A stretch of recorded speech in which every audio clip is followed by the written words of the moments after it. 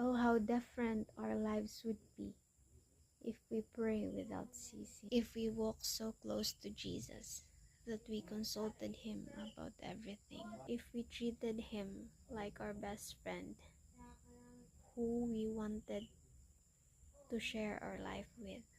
When we rush through our prayers, asking for help only when we are in trouble, we don't experience the joy of communing with God.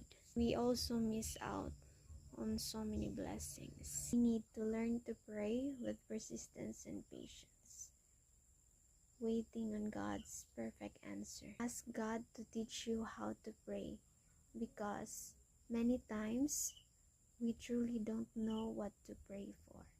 Then pray with persistence, never giving up and trusting God to answer in His time.